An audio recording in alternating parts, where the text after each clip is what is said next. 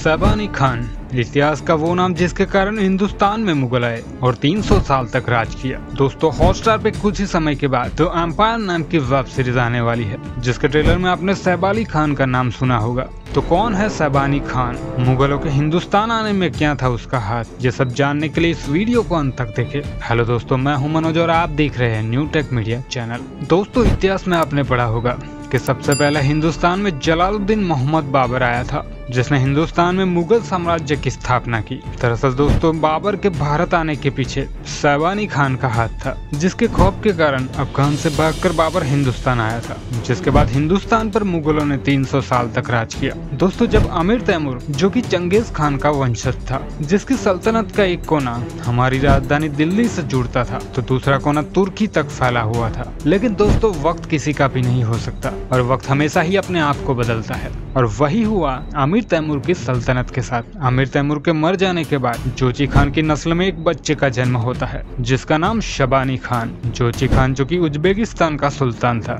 और जिसकी रियासत तैमूर खान ने युद्ध में जीत ली थी। अब शबानी खान जवान हो जाता है, उसे अपनी रियासत वापस चाहिए थी, जो कि तैमूर खान के वंशजों के पास थी, जिसके चलते उसने तैमूरी वंशजों में जंग शुरू कर दी। शबानी खान ने उज्बेकी नस्ल से ताल्लुकात रखने वाले सारे कबीलों को एकजुट करना शुरू कर दिया और अमीर तैमूर की नस्ल को धीरे धीरे अपने इलाकों से भगाना शुरू कर दिया। और एक वक्त ऐसा भी आया जब अमीर तैमूर की सारी नस्लें उनके इलाके से भागने को मजबूर हो गई थी। अमीर तैमूर की उन भागने वाली नस्लों में एक मशहूर नाम था जलालुद्दीन मोहम्मद बाबर। और दोस्तों ये वही बाबर है जिसने उज्बेकिस्तान से आकर हमारे हिंदुस्तान में मुगलिया सल्तनत की बुनियाद रखी थी। अब सारे तैमूर शहजादों को अपने इलाके से बाहर निकालने के बाद अब शबानी खान एक सल्तनत कायम करने में कामयाब हो गया था। एक ऐसी सल्तनत जो कि बहुत ही ताकतवर थी और बहुत ही बड़े एरिया में फैली हुई थी। लेकिन ये वही दौर था जब ईरान के इलाके में शाह इस्माइल सफ़ी एक ताकतवर हुकूमत कायम करने में कामयाब हो गया था। शाह इस्माइल सफ़ी को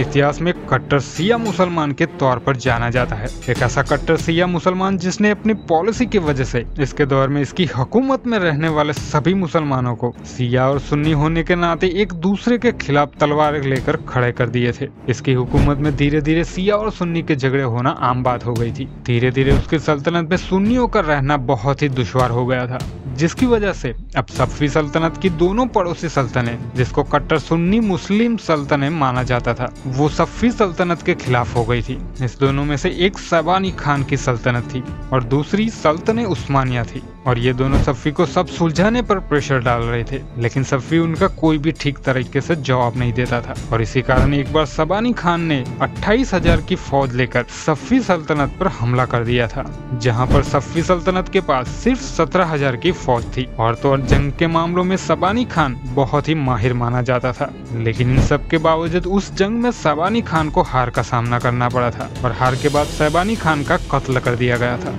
दोस्तों शाह इस्माइल सफ़ी शबानी खान से इतनी नफरत करता था कि शबानी खान के कत्ल के बाद उसकी बॉडी के कई टुकड़े उसने करवा दिए थे और अपनी सल्तनत के अलग अलग इलाकों में नुमाइश की तौर पर उसे भिजवा दिया था। और शबानी खान के सर को अलग करवाकर सफ़ी ने उस पर सोने की परत चढ़वाई थी, जिसको कई साल तक सफ़ी ने अपने पास रखा था। बाद में जलालुद्दीन मोहम्मद बाबर को गिफ्ट के तौर पर शबानी खान का सर भिजवा दिया गया था, जिसे बाबर ने हंसते हंसते कबूल किया था। तो दोस्तों ये थी पूरी कहानी द एम्पायर वेब सीरीज के शबानी खान की। आशा करते हैं कि ये वीडियो आपको पसंद आया होगा, तो जल्दी से हमारे चैनल को सब्सक्राइब कर लीजिए, क्योंकि हम इस चैनल पे ऐसे ही मजेदार वीडियोस लाते रहते हैं। जाते जाते इस वीडियो को एक प्यारा सा लाइक भी करते जाना। मिलता हूँ आपसे अगले वीडियो में ऐसी ही मजेदार स्टोरी के साथ। तब तक के लिए टेक केयर, बाय बाय।